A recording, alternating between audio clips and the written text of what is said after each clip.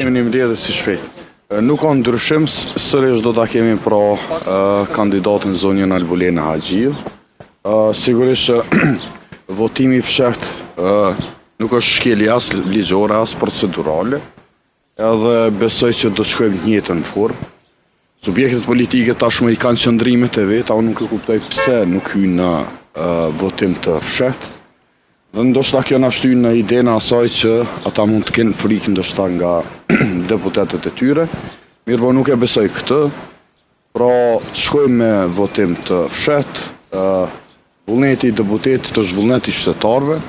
Prandaj edhe ta zhbllokojmë këtë pjesë për të kaluar te pjesa e qeverisë. A do të ketë ndonjë iniciativë për të takuar sërish apo për të ftuar partitë politike që kemi parë më herët? Po kjo çështje është e kryetarit tashmë, kryetarit ton, kryeministrit Kurti, i cili besoj që e pati një iniciativë të tillë, duke i thirrë liderët që të konsultohet.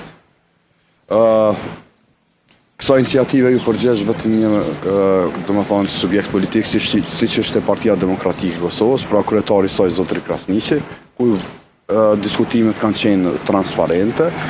Aty nuk u përgjesh pra Lidha Demokratike e Kosovës, madje e konsideroj si humor. Unë mendoj që duhet gjenden mënyra, rrugë, tentime të ndryshme që ta zhvillojmë këtë situatë. Se ju përdorni votimin e fshehtë? Sepse me qenë se pra janë këto numra cilat janë tashmë, e që cilat ju po i shikni, mund të ketë deputet i cili pra vendos me vullnetin e vet për ta zhvilluar.